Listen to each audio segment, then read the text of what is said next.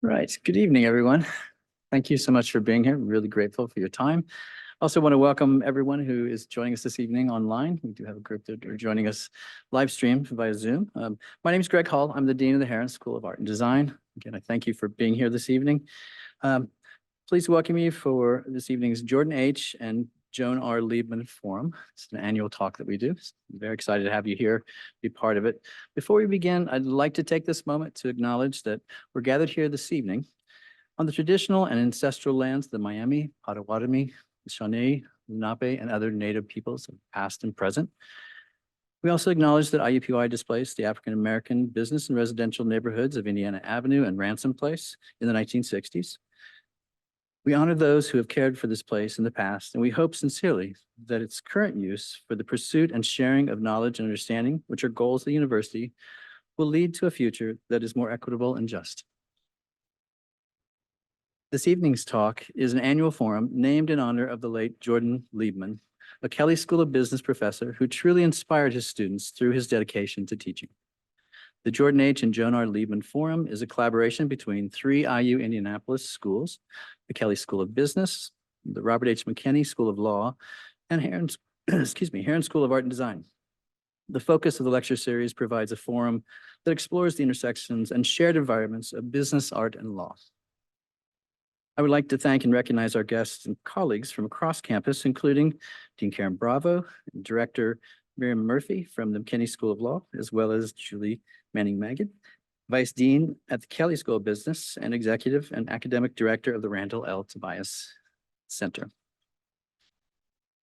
Before I introduce this evening's speaker, I would like to share that complimentary parking is made possible by the great frame-up of Indianapolis Cardinal. If you're parked in the parking garage, you can get parking validation codes from our gallery team. All of our galleries in this building are open this evening, including the Berkshire Reese and Paul Gallery, which is just next to us here, as well as the Marsh and Basile galleries, which are located down the hall. For those online, you can visit and explore our current and past exhibitions through virtual tours provided on our website. For those here in the Basile Auditorium this evening, we hope you're able to visit the galleries after tonight's talk, as we also provide a book signing by this evening's guest speaker. I also want to mention that on Wednesday, February 28th, we'll host a talk at noon by Melissa Magate, this year's Crystal DeHaan Family Foundation Visiting Artists Lecture. And at 7:30 that night, we'll provide a film screening and Q&A with Melissa based on Hallelujah, Leonard Cohen, A Journey, a Song. This will be at the Can Cinema. If you'd like to learn more about that, please visit our website. Now my pleasure to introduce this evening's guest speaker, Kirk Wallace Johnson, an American author, journalist, and founder of the LIST Project, a not-for-profit organization that helped resettle Iraqi refugees after the Iraq War. Kirk was born and raised in Chicago, and as a teenager, he visited Egypt and began studying Arabic. He graduated from the University of Chicago in 2002 with a degree in Near Eastern languages and civilizations and received a Fulbright scholarship to conduct research in Egypt. His work supporting Iraqi refugees was featured on 60 Minutes and the documentary film titled The List. His writings have appeared in The New Yorker, The New York Times, and on This American Life, among other venues. His book, The Feather Thief, was nominated for the Edgar Allan Poe Award, the Golden Dagger Award, and the Andrew Carnegie Medal. The Feather Thief has been described as exploring beauty, obsession, and the natural history heist of the century.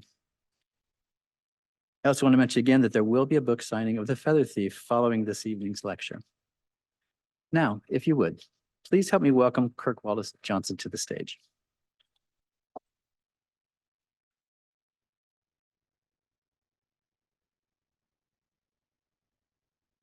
Hi there. Thank you all for coming. I usually start these talks by asking if there are any fly tires in the audience, because I need to find out if I'm being targeted by anybody. There aren't. It seems I'm not joking. I'm really grateful to be here, and I want to thank the Herron School for having me. This is a real treat to be back in the Midwest. I thought what I would do just to start is to read, and I've never really liked these readings where an author will just disappear into the book for an hour and then he looks up at the end and asks if there are any questions. But the other thing is I have little kids, so when I read, I start doing a kind of sing-song voice when I read. But I'm just going to read to you a little bit from the prologue, and then I want to just tell you the story of the Feather Thief. And my goal is to kind of set the table for more of a conversation rather than me just speaking at you for the time being. So let's start. This is about this takes place. This is a true story. I really feel like I need to say this. But what I'm about to read took place the night of June 23rd, 2009.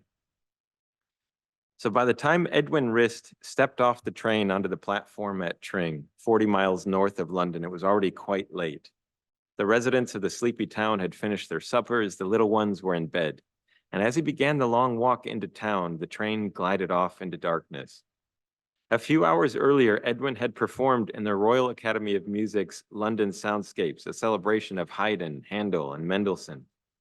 Before the concert, he'd packed a pair of latex gloves, a miniature LED flashlight, a wire cutter, and a diamond blade glass cutter in a large rolling suitcase, and stowed it away in his concert hall locker. He bore a passing resemblance to a lanky Pete Townsend, intense eyes, prominent nose, and a mop of hair. Although instead of shredding a Fender, Edwin played the flute. There was a new moon that evening, making the already gloomy stretch of road even darker, and for nearly an hour he dragged his suitcase through the mud and gravel skirting the road under gnarly old trees strangled with ivy. A car blasted by, its headlights blinding. Adrenaline coursing, he knew he was getting close. The entrance to the market town of Tring is guarded by a 16th century pub called the Robin Hood. A few roads beyond, nestled between the Old Town Brewery and a bank branch, lies the entrance to Public Footpath 37. Known to locals as Bank Alley, the footpath isn't more than 8 feet wide and is framed by 7-foot-high brick walls. Edwin slipped into the alley into total darkness. He groped his way along until he was standing directly behind the building he'd spent months casing. All that separated him from it was the wall. Capped with 3 rusted strands of barbed wire, it might have thwarted his plans were it not for the wire cutter. And after clearing an opening, he lifted the suitcase to the ledge, hoisted himself up, and glanced anxiously about. No sign of the guard. Crouched on top of the wall, he reached toward the window with the glass cutter and began to grind it along the pane. But cutting glass was harder than he'd anticipated. And as he struggled to carve an opening, the glass cutter slipped from his hand and fell into the ravine. His mind raced. Was this a sign? He was thinking about bailing on the whole crazy scheme when that voice, the one that had urged him onward these past months, shouted, "Wait a minute, you can't give up now. You've come all this way." He crawled back down, picked up a rock. Steadying himself atop the wall, he peered around in search of guards before bashing the window out, wedging his suitcase through the shard-strewn opening and climbing into the British Natural History Museum. Unaware that he had just tripped an alarm in the security guard's office, Edwin pulled out the LED light, which cast a faint glow in front of him as he made his way down the hallways towards the vault, just as he rehearsed in his mind. He wheeled his suitcase quietly through corridor after corridor, drawing ever closer to the most beautiful things he'd ever seen. If he pulled this off, they would bring him fame, wealth, and prestige. They would solve his problems. He deserved them. He entered the vault. Its hundreds of large white steel cabinets standing in rows like sentries, and got to work. He pulled out the first drawer, catching a waft of mothballs. Quivering beneath his fingertips were a dozen red-ruffed fruit crows, gathered by naturalists and biologists over hundreds of years from the forests and jungles of South America, and fastidiously preserved by generations of curators for the benefit of future research. Their coppery orange feathers glimmered despite the faint light. Each bird, maybe 1.5 feet from beak to tail, lay on its back in funerary repose, eye sockets filled with cotton, feet folded close against the body. He unzipped his suitcase and began filling it with the birds, emptying one drawer after another. And before long, 47 of the museum's 48 male specimens were in his bag. Down in the security office, the guard was fixated on a small television screen. And this is where I sometimes, depending on what mood I'm in, I have no legal obligation to mention this, but this is the one fact that the British Museum disputes in the book. Engrossed in a soccer match, The guard hadn't yet noticed the alarm indicator blinking on a nearby panel. I had this surreal experience with the museum where at first they tried to say, well, he wasn't distracted. And I said, well, then why didn't he stop the thief? Okay, he was distracted, but he wasn't watching a soccer game. There wasn't even a game that night. I had to go through this obscure database to prove that, yes, there was a match being broadcast and it was a pretty big one. And then they said, well, he's not really a soccer fan, but he's British. So I don't, you know, take what you want from that. But whatever happened, the guard didn't notice what was going on. Edwin opened the next cabinet to reveal dozens of resplendent quetzal skins gathered in the 1880s from the Cherokee cloud forests of western Panama, a species now threatened by widespread deforestation and protected by international treaties. At nearly 4 feet in length, the birds were particularly difficult to stuff into a suitcase, but he maneuvered 39 of them inside by gently curling their sweeping tails into tight coils. Edwin had lost track of how long he'd been in the vault when he finally wheeled his suitcase to a stop before a large cabinet. A small plaque indicated its contents, Paradiseidae. 37 king birds of paradise swapped in seconds. 24 magnificent rifle birds, 12 superb birds of paradise. And here I'll let my pal David Attenborough show you what a superb bird of paradise is. But what does he have to do to really impress her?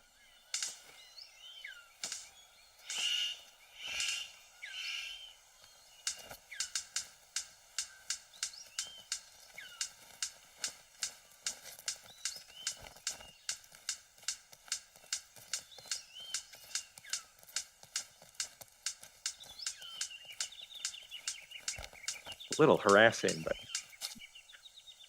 She retires to consider her verdict.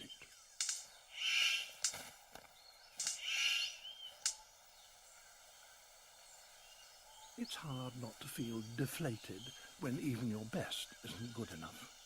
I don't know if you heard Attenborough. He said it's hard not to feel deflated when even your best isn't good enough. He didn't get the girl, in case you're wondering. Almost done with this portion. So the guard glanced at the CCTV feed, an array of shots of the parking lot and the museum campus. He began his round, pacing the hallways, checking the doors, scanning for anything awry. Edwin had long since lost count of the number of birds that passed through his hands. He'd originally planned to choose only the best of each species, but in the excitement of the plunder, he grabbed and stuffed until his suitcase could hold no more.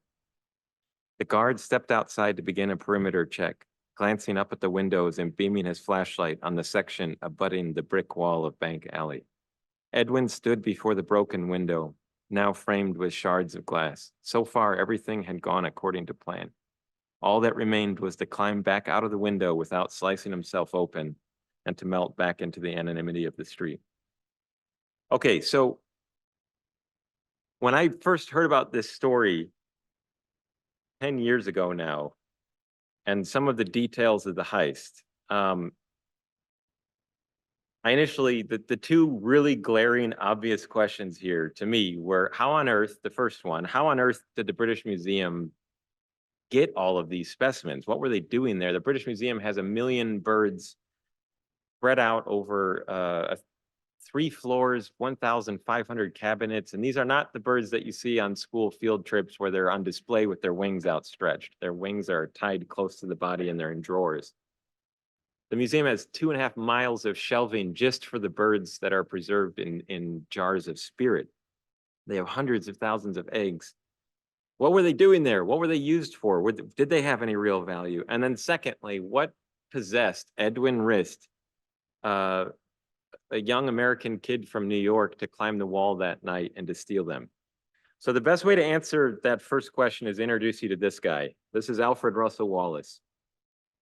There are whole shelves in libraries full of biographies about this man and his contributions to science, but the relevant points for our discussion.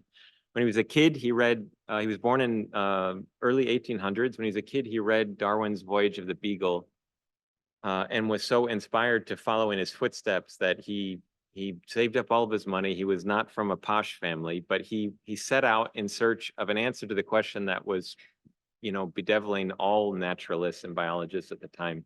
How do you explain the origin of species? And the thinking was back then that the only real way to answer it would be to go out on an expedition to collect specimens, because the British Museum had specimens from all over the world, but there were huge gaps in the tree of life, so to speak. And so that's why Darwin went out, and that's why Wallace, when he was about in his early 20s, booked passage down to Brazil, and he spent 4 years of his life gathering specimens in the Amazon. After many near-death experiences and illnesses, he loads 10,000 birds, tons of fish skeletons and pressed plants and just stacks of notebooks of years of observation onto a ship. And he's about 2 weeks into his return to London, and he's going to return this triumphant hero, this nobody that now is coming back with a career establishing haul. And 2 weeks into the return, he's woken up on the ship by a shipmate telling him that the boat is on fire. And he races up to the deck. He sees smoke curling up through the planks, and everyone's already lowering the lifeboats. They're trying to get out of there before it explodes, because there was gunpowder in these great barrels below deck. And in his kind of panic, he races back to his room. He grabs a couple things. He grabs a pocket watch, a sextant, a couple of his notebooks, and barely escapes with his life. He shoved off in the lifeboat and saw 4 years of his collection just burn up and then sink to the bottom of the ocean. But astonishingly, he returns to London, threadbare, not a penny to his name, and he basically writes himself into the scientific establishment. He writes several journal articles. He writes a couple of books. And in doing so, he kind of writes his way into a new opportunity, which at this time is to go to the Malay archipelago, like present day Malaysia, Indonesia, Papua New Guinea. And this trip would spend 8 years on this expedition. And while he's there, he becomes the first sort of Western naturalist to lay eyes on this bird. This is the king bird of paradise. And it was a kind of, religious moment for Wallace, so to speak, especially looking at these tails. He described those two ornaments. Those look like, they're like two coins that you can see, but the feather curls up into this little disc. And when the bird is doing its sort of mating dance, it wobbles these discs back and forth to try to attract attention. And he said that these two ornaments are altogether unique, not occurring on any other species known to exist on the earth. And he's still thinking about this question of how do you explain new species, why some species formed, why others died off. But he's looking at this bird, and he wrote that it seemed sad that on the one hand, such exquisite creatures should live out their lives and exhibit their charms only in these wild, inhospitable regions, while on the other hand, should civilized man ever reach these distant lands, we're going to be certain that he will disturb the balance of nature. I'm paraphrasing now, that if civilized man ever laid eyes on these things, that he would surely bring about their destruction. Now we're going to get to that in a second, but what happens with Wallace is really remarkable. While he's there in the Malay archipelago, contracts malaria, has this fever dream, this malarial fever dream, in which a theory of evolution through natural selection hits. He waits desperately for this fever to pass, and he writes the first ever paper intended for publication to lay out this theory, and he puts it in an envelope and he mails it to Charles Darwin, his idol. Now, Darwin had already been working on his book for over a decade, I think, at that point, but this is what pushed Darwin to finally rush and publish it, because he was worried that Wallace was going to get all of the credit. But in the early years, it was known as the Darwin-Wallace theory of evolution. Wallace is now sort of famous for being forgotten. Wallace comes back after he comes back, he learned his lesson from Brazil. He shipped all of his specimens bit by bit. So then if anything, if his ship caught fire again, he wouldn't lose his collection. He gets home to England and, you know, immediately starts to implore the British Parliament to protect these specimens. He described these birds and the other things that he brought back and other naturalists brought back as the individual letters that go to make up the words of the deep history of the planet, and that we have to prevent ourselves from losing them, otherwise we'll become sort of you know, illiterate to the deep history of the planet. Now, the threat of civilized man that he was worried about came about almost immediately in the form of this. If there is a patient zero for what became known as the feather fever, it's Marie Antoinette.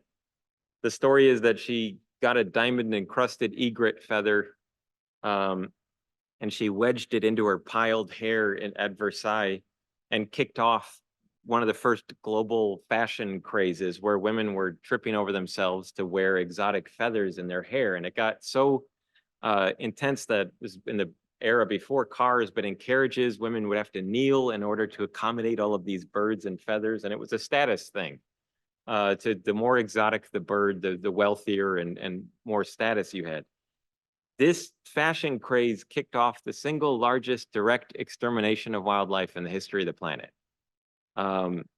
Whatever bird was in vogue that season would be pushed to the brink of extinction.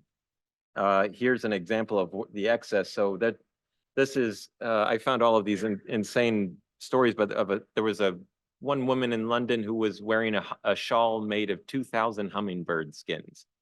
That upper left there is just a run-of-the-mill lot of, I think there's 500 hummingbirds that were sold for fashion. That's a collection of snowy egrets on the lower right. The snowy egret was worth 12 times its weight in gold. And this is what, and it actually, this destruction of wildlife is what led to the first wildlife refuges in the United States. It's what basically led to the modern conservation movement. And it was, just so it doesn't sound like I'm pointing a sort of jaundiced finger at women, it was women that basically revitalized a defunct Audubon Society in the United States. And in England, they created the Royal Society for the Protection of Birds. And it was women that basically stigmatized the wearing of feathers for fashion and led the charge to basically start protecting these birds. So Wallace dies. His collections go to the British Museum of Natural History. Almost immediately, the threats start coming. The museum was hit London was hit by 200,000 pounds of thermite bombs in World War I. In World War II, the British Museum was hit 38 times by Hitler's Luftwaffe. This prompted a series of this convoy of unmarked trucks to secret these birds out of London, Darwin's and Wallace's birds and others, out of London to this remote town of Tring, about an hour northwest of London. And it was there that they thought that these birds were finally safe from the Nazis, from all of the threats that had encroached upon them. But nobody could have anticipated that the ultimate threat would come in the form of an 18-year-old kid from New York. And that brings us to the second question. Who is Edwin Rist and why did he steal it? And this is the way of answering the second one. This is a Victorian salmon fly. You're going to see it tied in high speed here by a master fly tyer, but these can take upwards of 8 hours to tie a single one.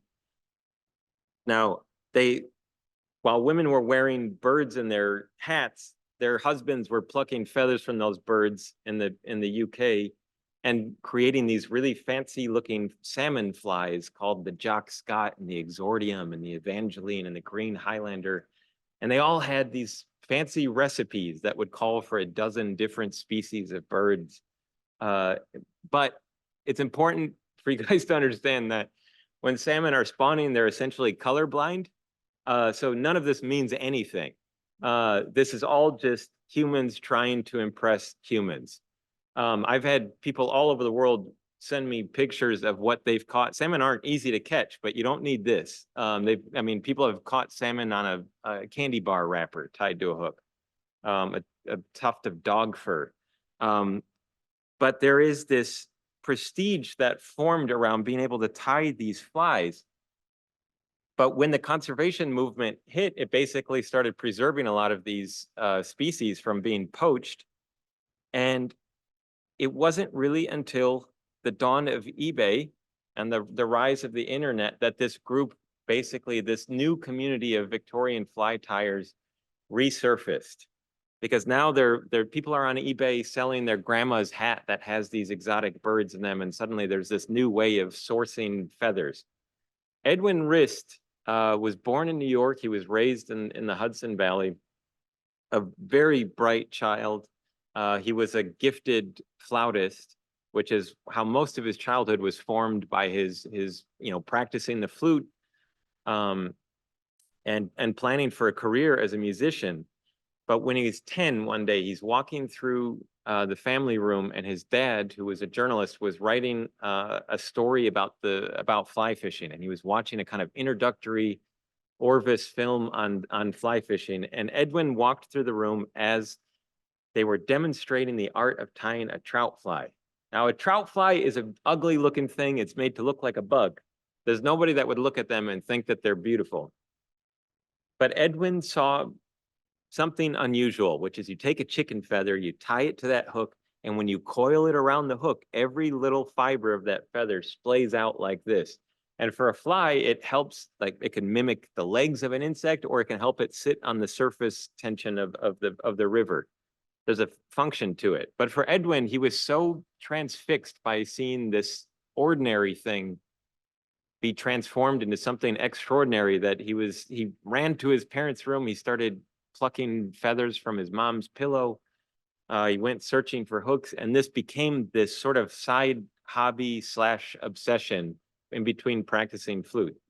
And in the beginning, he was tying trout flies, but he's at one of these fly tying tournaments. These things do exist. I've been to them, where you'll be given a fly and you're told to tie as many of them as you can perfectly in the span of an hour. And young Edwin, when he's 12 or 13, just starts dominating. He's like winning trophies. This is like this superpower that he has. And he gets so good that he's hailed as the future of fly tying by Fly Tyer magazine, which exists to my wife's embarrassment when it comes every month or so. She always sort of tucks it underneath the New Yorker or something. But the thing is that as good as Edwin was at this, and he had, at one of these festivals, he saw a salmon fly, one of those Victorian flies, for the first time, and he was completely hooked. That's all he wanted to do was tie these Victorian flies now. But he's 15 at this point, and he can't afford these feathers. Whenever they did pop up on eBay, he was outbid by grown men who were just as addicted to these feathers. And it is only men. Like I've years and years of doing this research and being in this story. This is a male thing. I got really excited once I ran upstairs and told my wife that I think I finally found a female fly tyer on Facebook, but it was just some dude using his wife's account to post his flies. But so Edwin starts tying these things, and it reorders his life. I mean, he's taking odd jobs just to earn, $5 an hour in order to buy like maybe an inch of an exotic feather, which he couldn't even bring himself to use. So as good as he was, his passion for this was defined by a longing for the things that he couldn't have. And just to give you an example I'm going to get to that in a second. So then he's still practicing flute all along the way, and he wins admission to the Royal Academy of Music. And he shows up in London. He's a freshman in college, trying to find his way, but he couldn't bring his fly tying stuff with him because he knew that it would be seized by customs. And he's kind of a little adrift. He's trying to figure out who he is and what his identity is. Because he's also surrounded by kids these are the most elite musicians in the world, and suddenly he's not the big fish in the little pond anymore. And he misses fly tying. And one of his mentors, who he referred to as the Michelangelo of fly tying, if this all sounds nerdy, it is, but tells him about this museum. And he says, do whatever you have to do. You have to get in to see these birds. They'll make you weak in the knee when you see this collection. And so what does he do? 18-year-old Edwin writes to the British Museum of Natural History, and he lies. He tells them that he's a student photographer who needs to take pictures of Alfred Russel Wallace's Birds of Paradise on behalf of a friend who's doing a dissertation on those birds. And he gets into this museum, and they basically let him in. This is a non-public part of the museum, but they let him into the vault, and they point to where Wallace's birds are, and they say, let us know if you need anything. Now, I asked Edwin to describe this moment, and it took me, by the way, over 4 years to get Edwin to agree to an interview. So this was and not many people get to hear the audio, but so this was how he described it to me. We might need to turn the volume up a little bit. At that point, it's mostly sort of a shock of just what is actually there, you know. For somebody, I mean, for many people, it's very strange to say, oh, I saw a pile of birds, you know, dead birds, and oh, it was amazing. It's a very strange thing. I mean, and to find a good comparison, if you go to Fort Knox, for instance, yeah, if I put a gold brick on the table, it's really impressive. It's like, wow, that's really cool. And there's the shock value of that, and there's the understanding, wow, this is really valuable. This is something which is beautiful. If you go into the vault, that is a drastically different feeling and an experience to putting the gold brick on the table. And I mean, for a fly tire, for a classic salmon fly tire, for somebody who understands the feathers and who sees the potential in them and who really has a passion for them, I guess you could call it an obsession. I mean, I don't like to use it because it sounds like a negative term, and perhaps maybe it is a negative feeling towards it, but that overwhelming, wow, what have I just seen, feeling was all that I had. And I remember it to this point because it was just so extraordinary. And the sad thing is many, well, most people have no idea what that feels like. So, you know, he's completely seized by the moment. And while he's there, it goes from just taking photographs of these birds to now he starts snapping pictures of the windows and the hallways and where the locations of where each bird is in these, you know, among these 1,500 cabinets. He starts taking pictures of the entries and exit points, and he's making a kind of visual map of the museum on his phone or with his camera. And as soon as he leaves there, he starts plotting to come back to steal them. He makes a list in which on the list, he puts grappling hooks, diamond blade glass cutters, wire cutters, Ziploc baggies, and he saves them. It's on Microsoft Word. He saves the list, I'm not joking, as plan for museum invasion.doc. Now, as crazy as all of this is, I mean, and it was about 7 months, I think, of plotting, he did it. He pulled it off. What I read from that prologue is exactly what happened, and he emerged from the museum that night with 299 exotic birds. Some of these are, you know, here's an example of one of them. This is a blue chatterer. This is his website. This is the provenance of these screenshots is another crazy story that we can get into. But he basically built like an e-commerce website.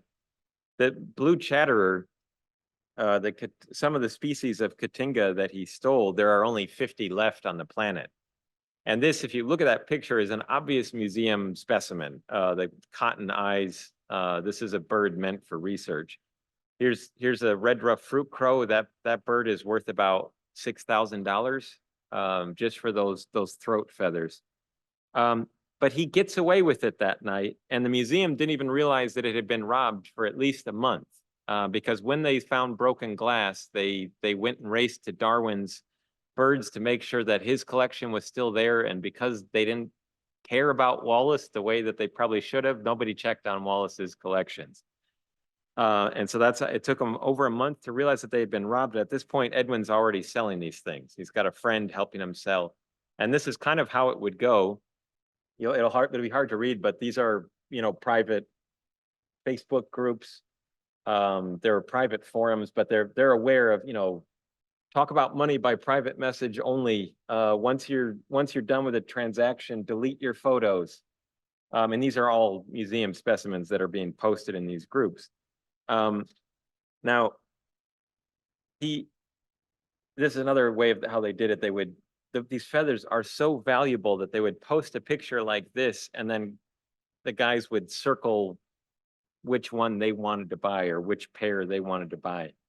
Now, you have to ask yourself with his customers, these guys, there were Americans that flew all the way to London just to buy from him. There were people coming from all over the world.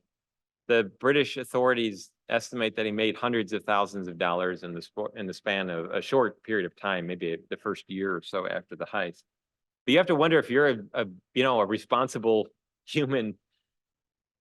You might wonder how it is that an 18-year-old student is suddenly sitting on one of the biggest private collections on the face of the planet. But Edwin told me that none of these guys asked questions because he knew that they didn't want to know what the answer was.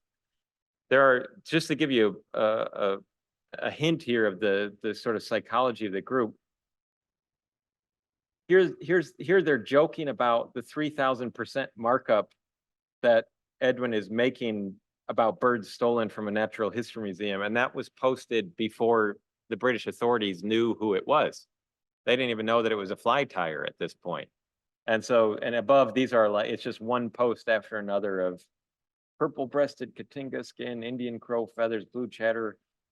So these guys are a little brazen about it, but they just kept going. Now remember the king bird of paradise I told you about that Wallace was the first to lay eyes on. Here's where one of those feathers ended up. That is called the Elvis has left the building fly. I'm not making it up. And that uses bird of paradise feathers, including that sort of tail disc feather. That's tied by a guy who just openly admitted to me that he still has some of these birds, but he doesn't think that the museum has a right to them, and that if anyone wants to get them, they're going to have to send the cops, and he's heavily armed, basically. So that's the kind of psychology. Now, I won't go through every twist and turn here, but Edwin eventually got caught. Of the 300 birds that he stole, they found about 1/3 that were still intact with their labels. So here's some of them bagged up. And the labels are crucial because without them, the labels include all of the markings of the altitude and the date and the exact location of where these birds were caught. And many of them look identical, even to scientists. And so if you snip those tags off, they can't tell which one was gathered in 1820 versus 1850. And all of scientific inquiry depends on being able to make those kinds of inferences. And so it was a huge blow because only 1/3 were recovered with their labels. About 1/3 were recovered without labels or just mutilated like this.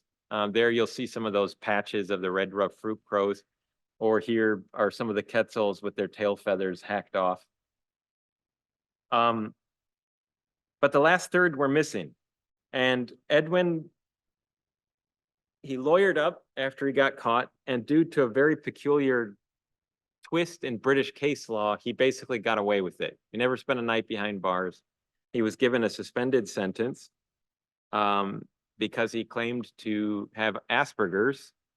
And there's an unusual case from the early 2000s in which a grave robber in Bristol was sent to prison, and on appeal, the judge determined that his diagnosis of Asperger's had never been given proper weight, and so they released him. And the last thing any judge wants to do is to give a sentence that's going to be overturned on appeal. Edwin managed to get a diagnosis of Asperger's from Sacha Baron Cohen's cousin, Borat's cousin. This story gets crazier and crazier.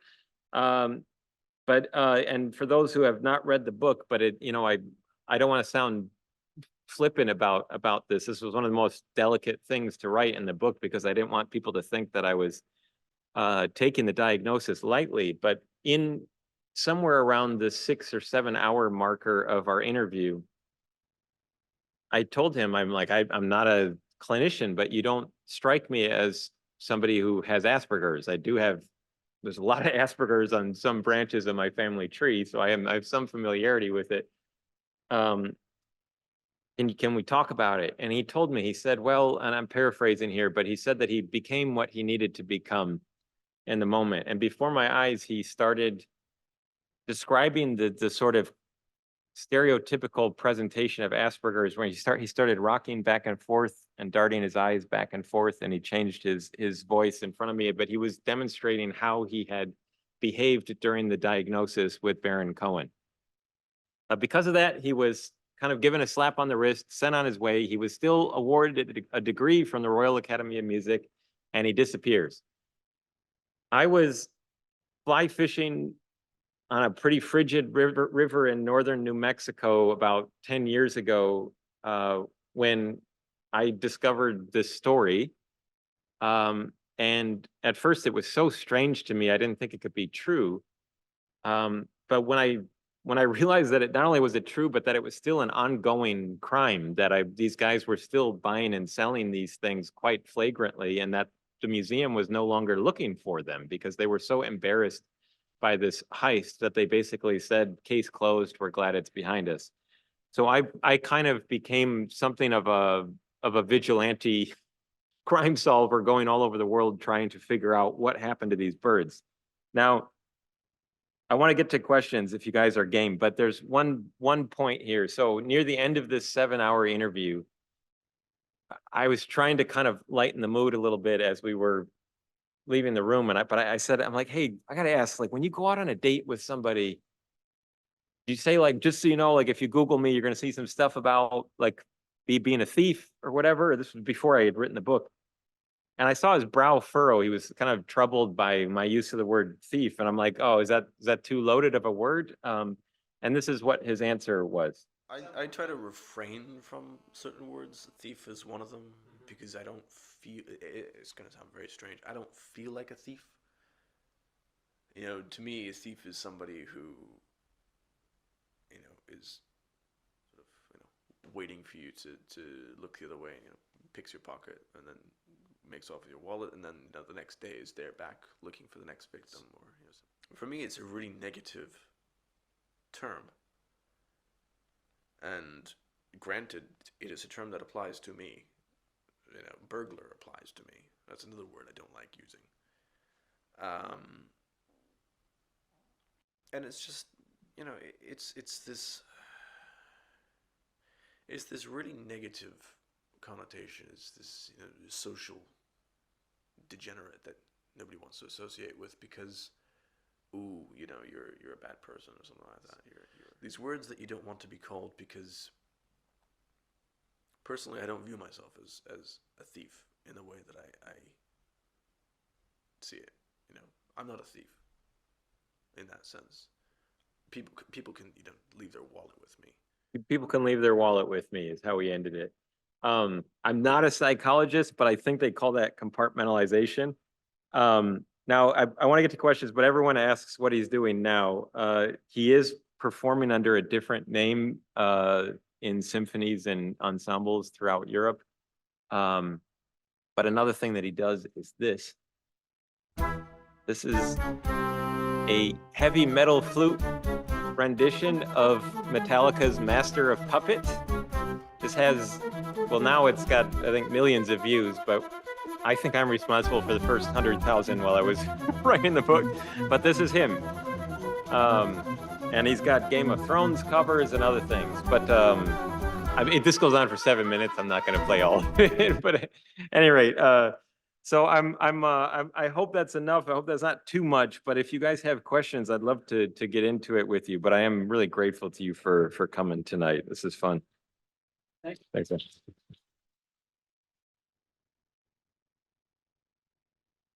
Yes. Are the flies used? So let me show you one of these. I have a couple other. So one of these, that's about, I think the latest I heard, that's about $4,000 worth of feathers to tie that fly. Because since the book has come out, the black market has gone so much deeper underground that the value of the birds has quintupled. You'd have to be an idiot to cast this thing to a fish that doesn't even care. Like that's the other thing. You don't have to be an evolutionary biologist to understand that a salmon in Scotland is never going to be drawn towards a bird of paradise feather from the highlands of New Guinea. These two things are never going to meet each other. So the vast majority, the overwhelming majority of the guys who tie these things have no idea how to fish. They don't own any gear. I don't think, as last I heard, I don't think Edwin has ever fished. There's a big split in the fly fishing world amongst the majority of people who fish for trout or other fish that actually know how to fish, and they can see this as absurd and as having no real connection to nature. And then this small subset of Victorian salmon fly tiers who hate me. My wife thought that we were going to have to, move or go into hiding, and I didn't really get into this, but I was in Iraq during the war, and I had survived a lot of things, and I just had to kind of defiantly declare to her that, like, after everything I've been through, it's not going to be a fly tire that gets me, But no, for the most part, this is for putting in a frame and showing off. Yes.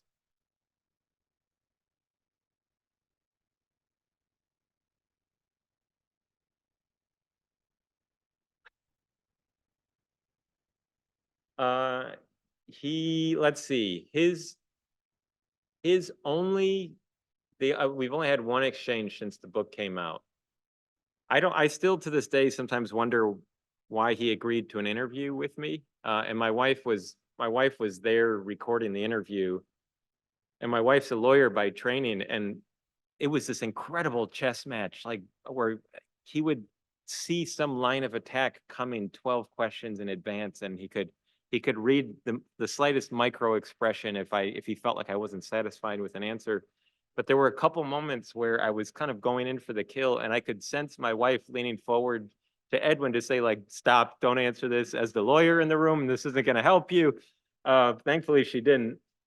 But his principal complaint was that near the end of the book, I have a kind of moment of self-doubt where I wonder about all of the different scenarios, that maybe Edwin had kind of played me, and that maybe he still has the birds himself, and that they didn't get sold off into the rest of the community. And I asked this question, like, were they in some storage locker in Germany where he lives right now? So he was like, how could you suggest that I have the birds? To which I was like, well, you did have the birds, But no, I don't think, the book has had something of a charmed existence. It's in like over 15 languages right now. And I think, to touch on that earlier point, why did he agree to speak with me? It's why do so many people confess their crimes to me or to other journalists? And it's ego is the worst thing that you can have if a journalist or an investigative reporter is in the room. I've told my own kids, if you ever have an investigative journalist that reaches out to you, don't answer them. And your dad's an investigative journalist. So I think pride is it's a vanity thing, but I don't know that he loved the title, but if he didn't like it, he shouldn't have robbed the museum. There was yes, either one of you.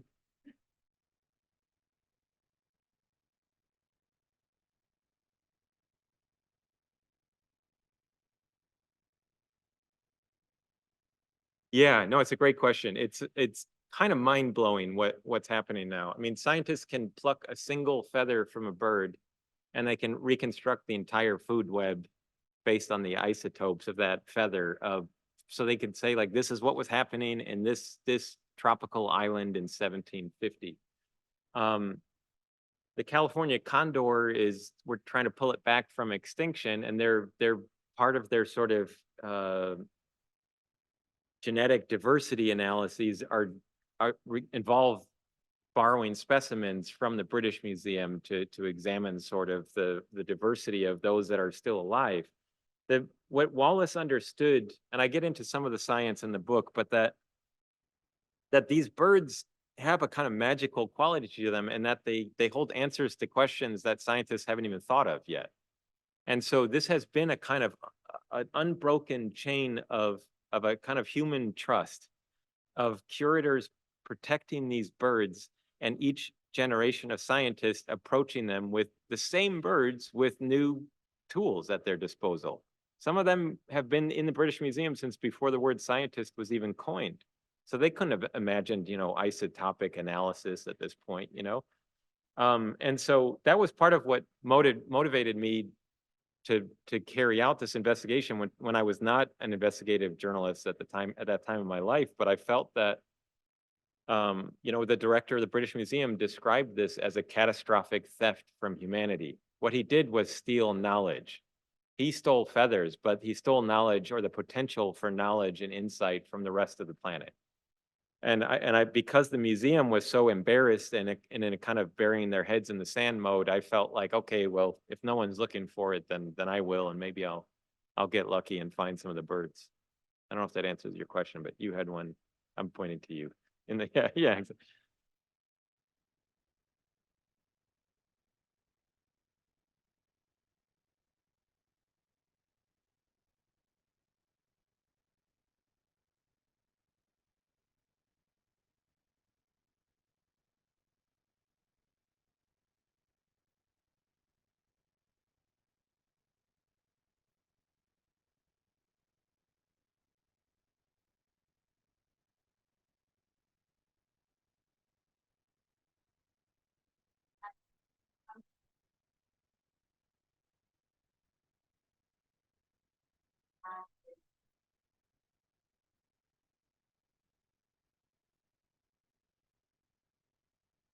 Yeah, no, it's a great question. So there was my own obsession took root with this story. I mean, it took me upwards of 6 years from the moment I heard it to finally writing it. And as I said, I was not an investigative journalist at that point. I was, running this nonprofit to help refugees get out, and I felt kind of just trapped by that. I was trapped by the war. I wanted to do something different. And this story was so immediately bizarre and colorful and shiny to me that I kind of grabbed hold to it like a life raft. It was this thing. So I would go and testify before Congress about what was going to happen when we withdrew from Iraq and Afghanistan, and how we need to build, evacuation plans into the withdrawal plans. And then I would sneak back to my hotel room and go into these underground feather forums and take screenshots of illicit transactions. And when the book came out, all the people from that side of my life in DC were like, it's weird, there's some dude with your name who's writing about feathers now, but the story itself was so unusual that I a lot of the times I felt like I had to just get out of the way, to just let it tell itself.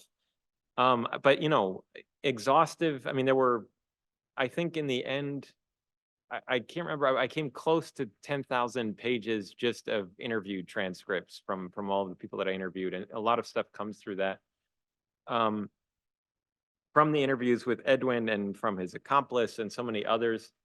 But also, I mean, I went, describing that walk from the train station to the museum. I did it I took the same train. I left at I did the walk. I timed that. I was paying really, I was recording everything just to get I tried climbing the wall before I thought that the guard was gonna get me. But no, so a lot of it is like trying to put yourself in the same experience. But really in the end, I mean, I felt like the earlier drafts, when I was trying to be more evocative, were almost harming the story, because it was more just like, here, this happened, then this happened, and now here comes Borat's cousin, and now here comes, so I feel eternally lucky to have stumbled across this story. I don't know if that answers your question, but. Yes.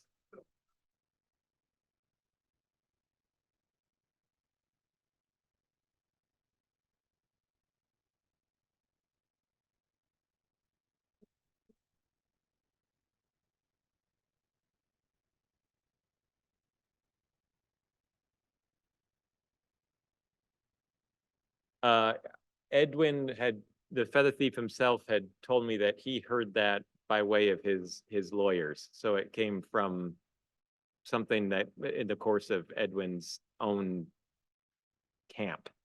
Um,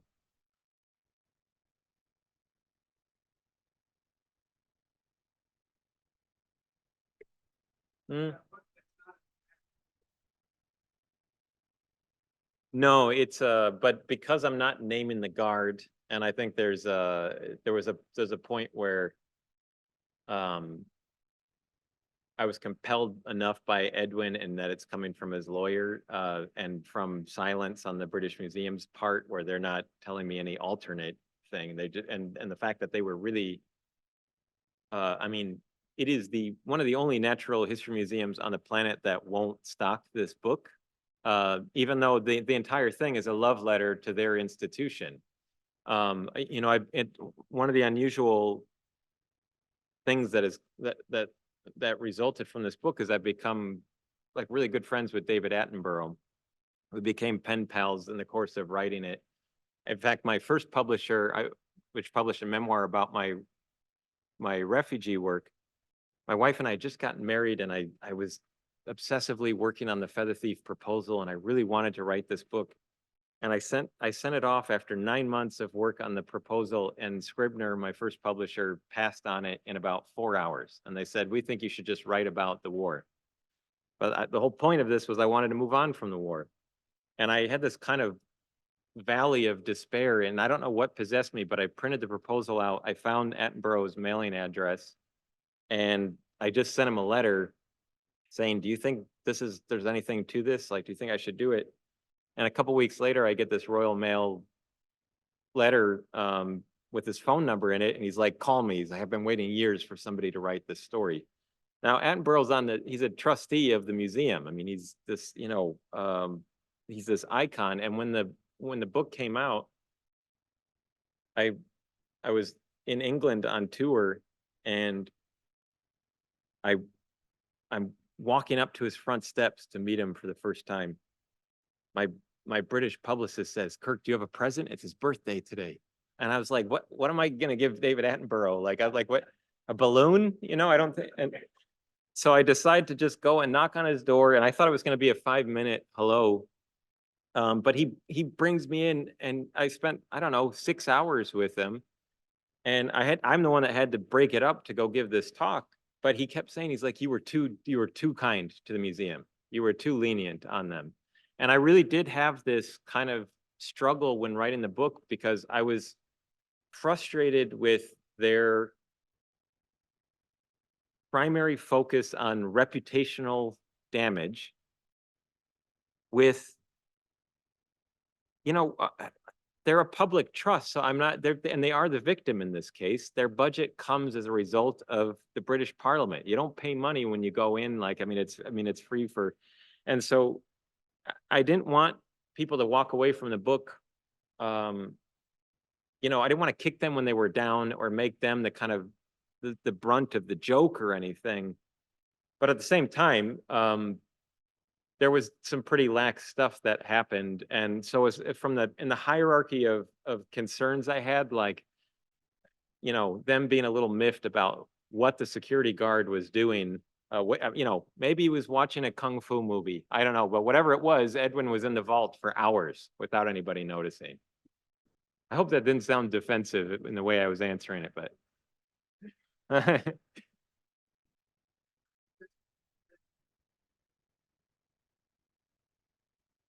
Oh, thanks for reading it.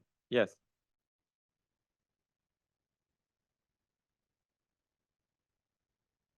Mm-hmm.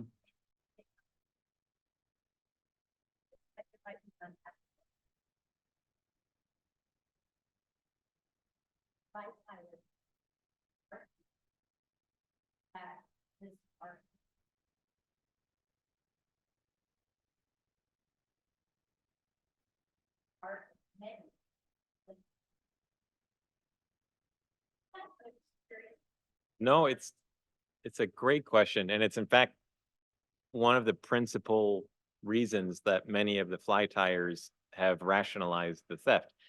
Um, Edwin told me I appreciate them more than these scientists do. They're just sitting in some, dusty drawers. I should say, by the way, I'm at 5 separate museum heists now that have been carried out by fly tyers or in the name of fly tying. So Edwin's was the biggest one, but there was an American who got a gig in Europe as a pest removal service that he would get contracts with the museum, and he would go in and spray for bugs, and then he would tape tens of thousands of dollars worth of birds into his coveralls as he went out. I launched the book at the Los Angeles Natural History Museum, and the head of the bird collection there took me aside before my talk and showed me the crowbar marks where somebody had pried open one of their cabinets and stolen these exact same birds. Somebody also stole a 3-toed sloth from the rainforest exhibit during one of those night at the museum, like ugly sweater Christmas nights. That's why museums don't really do those sleepovers anymore at museums, is because Americans or humans keep stealing from the museums.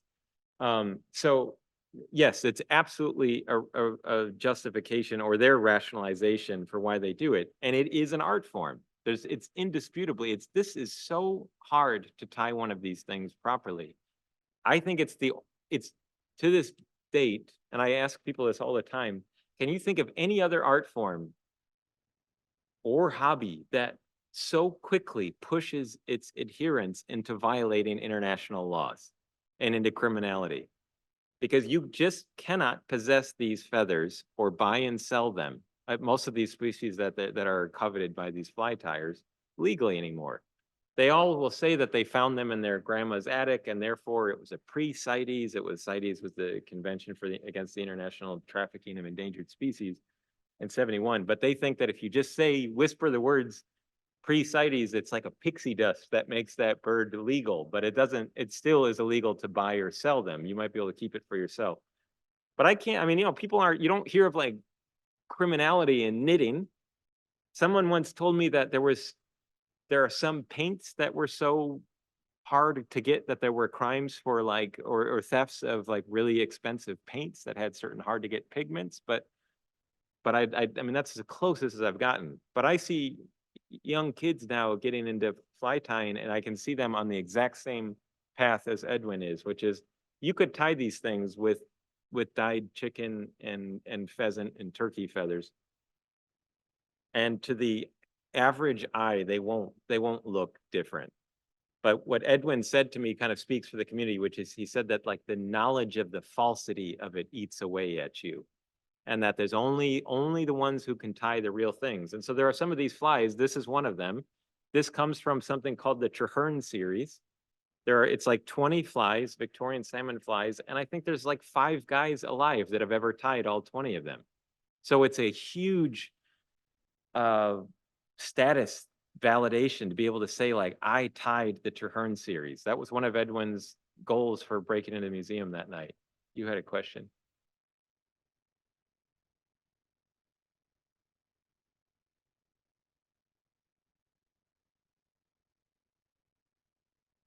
Well, what's crazy is they're all real. I mean, a turkey feather is just as real as a red ruffed fruit crow feather. So that's where it starts to jump into this sort of level of absurdity, where it's still a feather. It's still visually mimicking this thing. You're still not going to fish with it. So what are we doing here? They have a kind of monastic devotion to these 19th century texts. And these guys keep republishing like that. And you can spend $1,000 for like these special prints of these books. And they're like, well, if this guy said that this was the recipe in 1842, then that's it. We have to do it. That's the only way to do it. And I thought, there was in the early days, because the book was kind of like a bombshell in this community. And it's been kind of funny because all these guys say like, I'll never read it. And then I see screenshots where they're like, did you see I'm on page 72? But there were some kind of furtive efforts by some who were troubled by this and by the fact that there have been several heists now to say maybe we should start tying more sustainably, maybe start using dyed feathers, and they've just been run out of the community. And if you're one of these older guys that has spent hundreds of thousands of dollars on feathers over your career of fly tying, there's nothing more threatening to you or offensive to you than the idea of celebrating a dyed chicken feather. Like you're going to be like, you've bought in, you're in for a dime, in for a dollar at that point, you know? So I think that's why it hasn't caught on. I think there was another question somewhere.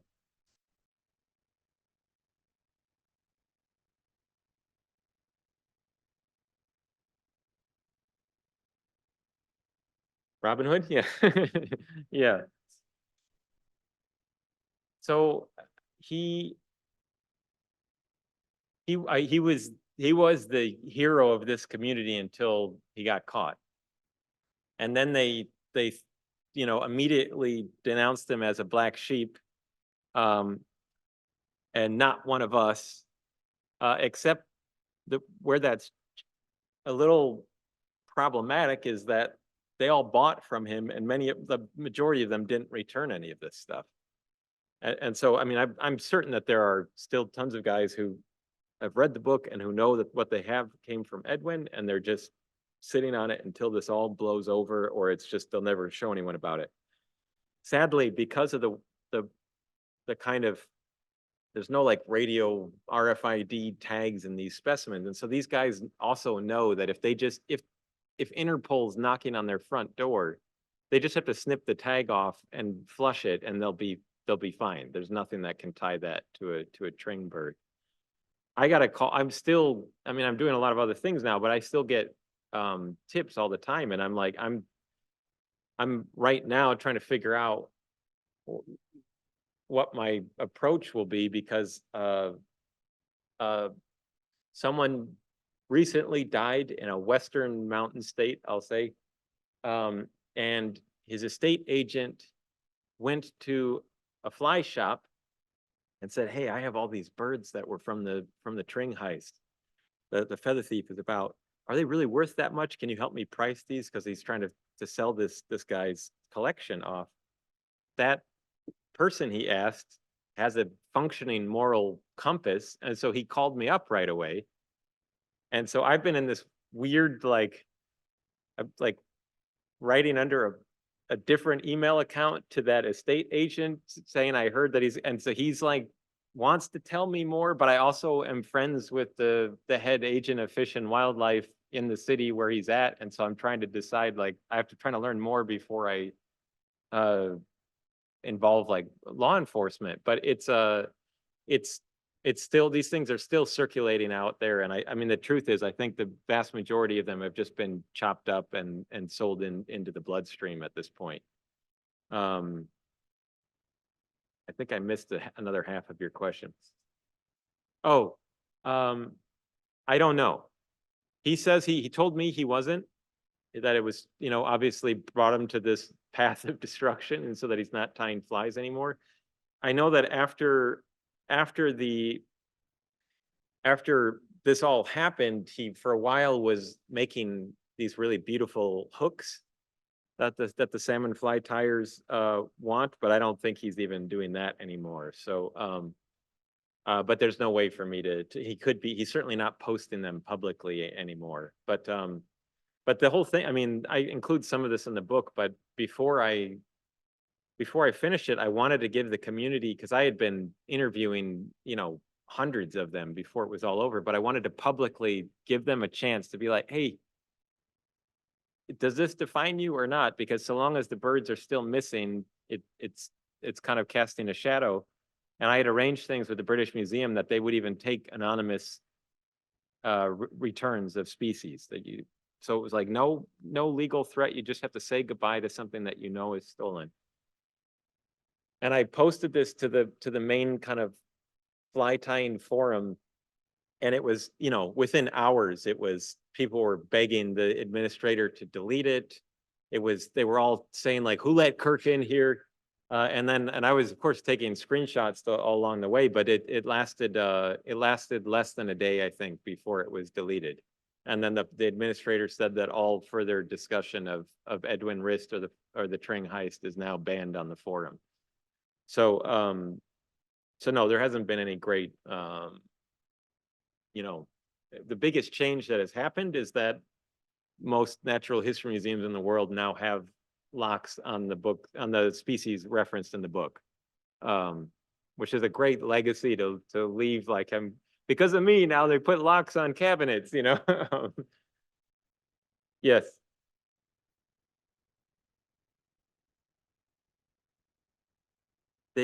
So yes, has the museum changed their procedure? So now, now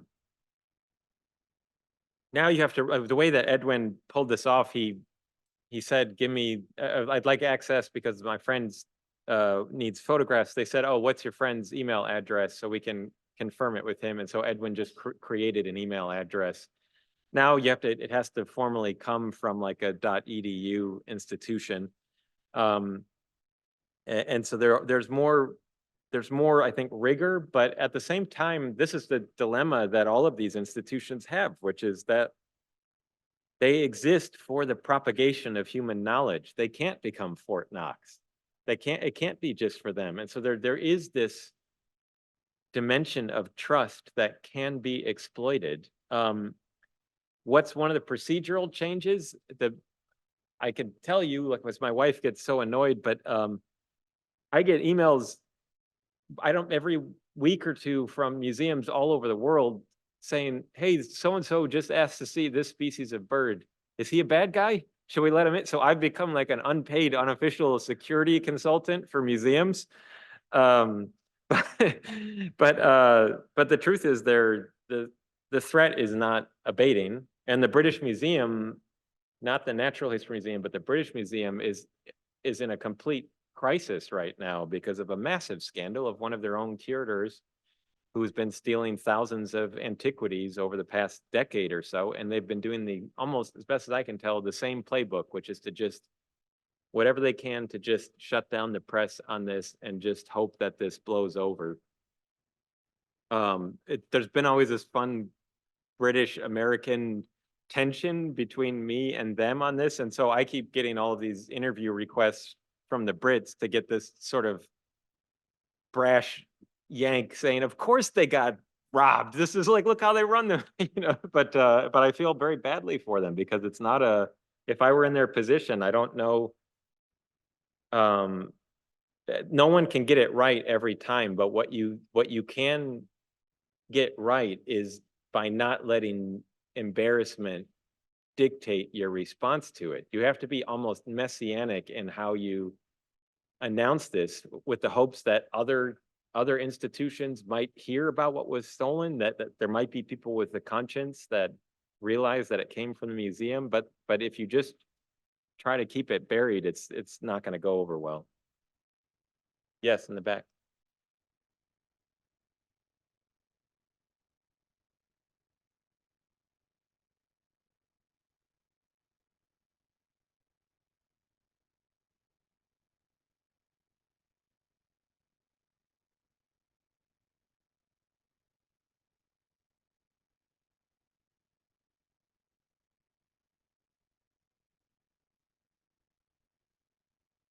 No, it's a fun question. You know, like I knew I wanted to start putting the war behind me, but there was this really like fundamental fork in the road moment in my life where I had gotten enough into the story that I knew the next step was to fly to the International Fly Tying Symposium at the Doubletree Hotel in Somerset, New Jersey. And it was, I knew that I'd seen the forum handles of the fly tires that were going to be there. And I had this fantasy that I was going to see them trafficking in the stolen birds, and I was going to solve it right away. And as I was walking through the parking lot towards the symposium or the conference, something wilted in me, like my confidence just sank. And I was like, what are you doing? Like, you're not an investigative journalist. Like, what, like, you know, I didn't know what I was expecting to get out of there. And I really had to kind of almost force myself to walk in there, and it's this immediately insane world of like there's men holding up severed parakeet heads and they're rotating them in the light, and there's whole walls full of chunks of birds, and there was I found myself drawn towards this fly tyer who was tying a Victorian fly, and he had like fans. He had like a small group, maybe 15 guys around him. And it's just this reverential silence. And he gets to this challenging point in tying the fly, and he manages to do it. And people are like gasping, like, oh, well, he did it. And I was looking around, I was like, what in the hell is going on? And he looks up at me, and I'm an outsider. Like, they all know each other. And he's like, well, who are you? And I'm like, oh, I'm Kirk. What are you doing here? And I'm like, I'm writing about the Tring heist and about what happened to the missing birds. And everyone turns to me like with these, stony gazes. And this guy's got like feathers pinched between his fingers towards this hook or whatever. And he goes, I don't think you want to write that story. And I was like, no, why? And he goes, because we're a small, tight-knit community, and you do not want to piss us off. I'm kind of paraphrasing a little bit here. And in my mind, I think a person maybe with a different background might have been a little disturbed by the situation, but like like the number of car bombs that went off, mortars coming. I was in charge of the reconstruction of Fallujah for the US government during a very bleak period in the war. And to me, to get a death threat, however veiled, from a fly tyer felt like great progress. It's like, this is, and I was trying not to laugh as he was saying it. And so to me, there was I did feel a kind of, I don't know, split personality, because there was this part of my brain that was just becoming completely fixated on trying to solve a crime. And then there was this huge challenge. Like when I started, I put Edwin in the middle of a huge sheet of paper, and I made basically a map of what I jokingly call the feather underground, which is lost on younger generation. They don't know what it's referencing, but every person that I got to talk to me, I would plot on this map. And if I ever saw that one guy got in a fight with another guy on the forum about like, no, it's 5 wraps of silk here, or no, it's 4 wraps of silk here, then I would mention the other guy, his nemesis, in the interview. And then he would say, well, yeah, he bought some of the feathers. And I'm like, well, how can you prove? So then I would start gathering evidence. And over years, I would work my way into the center of the paper where Edwin was. But I think it was the best possible thing I could have done, because I'm sort of sprinkling in weird autobiographical or unexpected things. But after my year in the war, I took what was supposed to be a week-long vacation to meet with my family in the Caribbean. And my second night there, I had what's called a dissociative fugue state, which happens to a lot of guys leaving a war zone. But in my case, I sleepwalked out of my hotel window, and I fell 20 feet to concrete. I broke both my wrists, my jaw, my nose. I cracked my skull in 2 places, and there's about 150 stitches in my face. And I was pushed back into Chicago in a wheelchair with a mask on my face. I cast on both arms, and this was all the way back in 2000 and the beginning of 2006 now. And I sank into this deep depression of all of the projects that I had started in Fallujah unraveled in my absence, because no one wanted to go there. And I suddenly went from like the most important job I'd ever had to now not being able to feed myself or to bathe myself, and living with mom and dad again, which was not part of the plan. And it wasn't until some of my Iraqi colleagues started begging me for help, because I speak Arabic and I'd become close friends with the Iraqis who were risking their lives, that snapped me out of it. This great injustice happening halfway across the world. And I felt like, okay, maybe if I can get one of my friends out to safety, then it won't have been a complete waste. And several of my colleagues were assassinated because they were seen as traitors for working for the United States. And I was just this young pissed off American, angry with my government about how they were being abandoned. And so I started writing and speaking out about what was happening, and then launched this organization. But I didn't realize that I was then going to be kind of building this cage around myself where every day, all I was doing was dealing with the most insanely depressing and traumatic stories where heads of families were telling me which members have been killed, which children were abducted, and all of this evil stuff, and desperately trying to get people out. And I got a lot of people out. My organization got thousands out, and I had a central role in creating with Teddy Kennedy what's called the Special Immigrant Visa, which got tens of thousands of Iraqis and Afghans out. But for every person that I got out, there were 50 that I didn't. And so I could do the math. I was going to be doing this for the rest of my life, but I was opposed to the war in the first place. I didn't want to be doing this. And I at the same time, I'm racked with PTSD, the same nightmares every night. And being from the Midwest, fly fishing was not part of our childhood. That was what these insufferable East Coast elitists did. I'm a Johnson. I'm from outside Chicago.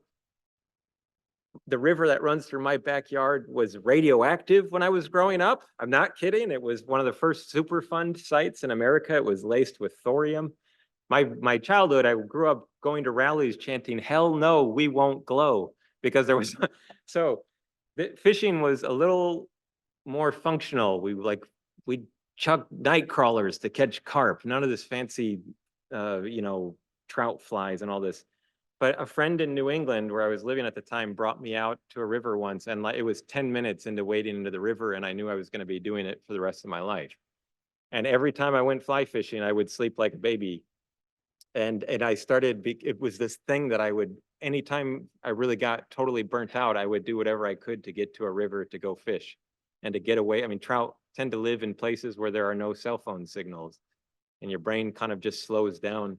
And that's what brought me to that river in New Mexico. That was a very long answer to what you're saying, but I can't separate that time in my life or that experience in my life from this story. This is what allowed me to start becoming someone else, but at the same time, I'll never be free of it. I mean, I missed my deadline on my latest book because it was due the day that Kabul fell. And I was kind of pulled back into the fight, and I got a lot of people out in the final month, mostly kids whose parents had been killed because they worked for us. Here I am just depressing all of you now. Sorry. I don't know if there's any other questions. Yeah, we do have time for one more question, if there is one. Yes.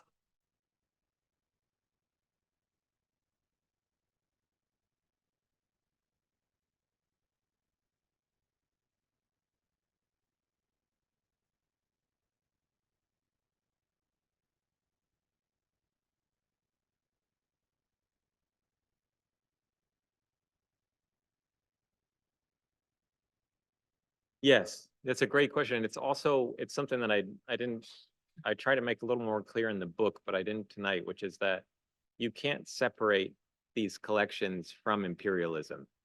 So the HMS Beagle was a military ship that Darwin flew on. So the Royal Navy was hugely responsible for the accumulation of these specimens and of scientific knowledge, because they would bring a naturalist on board. So that's how Darwin got that gig. These collections are, to some extent, a kind of plunder. They were a plunder for scientific research, but I will say there has never been a species that went extinct because of scientific research or in the gathering of these specimens. Nowadays, it is close to impossible to collect specimens legally for scientific research, which is why it has kind of gone out of fashion. There are some people in the research community that kind of bemoan that, because it's seen as a great way of kind of building up your field experience. But I have ornithologist friends who have collected or killed birds legally. One was on a collecting trip in Mexico, and that was, I think, 5 years ago, and he's still waiting for the birds to go through the proper sort of bureaucracy to get the authorization to be released to his institution, even though he had the permits and everything for them. So So things have changed. I think there's also just I mean, I wrote a piece for the New York Times once about a researcher who was in the Solomon Islands and he saw a mustachioed kingfisher. It's a bird that no one had seen in like many decades and they thought it was extinct. And he followed the protocol and captured and killed this bird. But it was his rationalization for it was that if it was declared extinct, then it was going to open up vast swaths of that island to mining for the metals that go into our iPhones and other things. And so he was able, by taking the bird, to prove to offer it up to the scientific world for research, but also to demonstrate that it still exists. This was 7 years ago, 6 years ago. He's basically still living and hiding from all of the death threats that he's gotten from people online that heard that he killed this bird.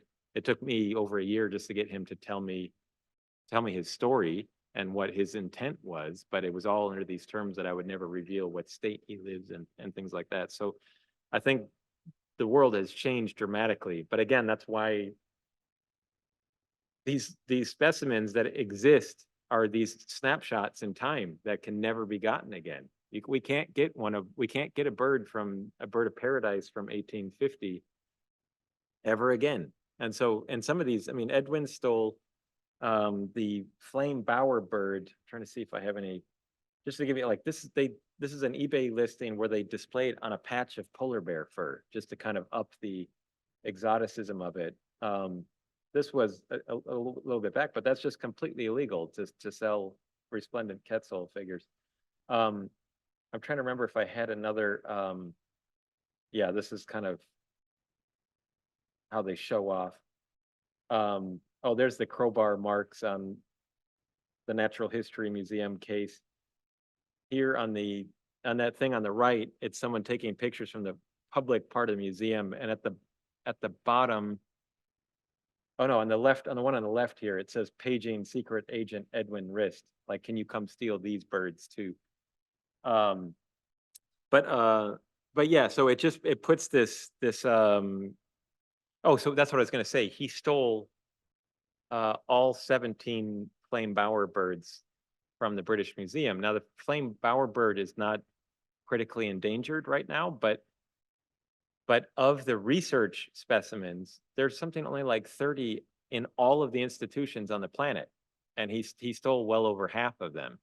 And so, you know, there's a point where people might say like, okay, it's just some bird skins, but we have no clue what knowledge might have been extracted from these things in another 100 years, you know? So, and that's partly why, if I sound a little pissy towards the British Museum, it's like, I don't want to exaggerate the impact of the book, but I mean, I gave a talk in Denver a couple years ago, and there was someone in the audience that wrote a massive 6-figure check to just upgrade the Denver Museum security that night. And that people have now, the museum, because the British Museum was kind of covering this up, the book has now made all of these other institutions aware of the value of these collections, that to a community that they weren't aware about, they weren't previously aware of.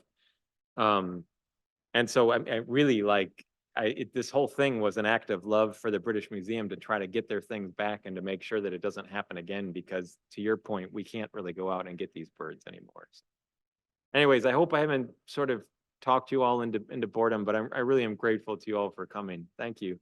No, thank you.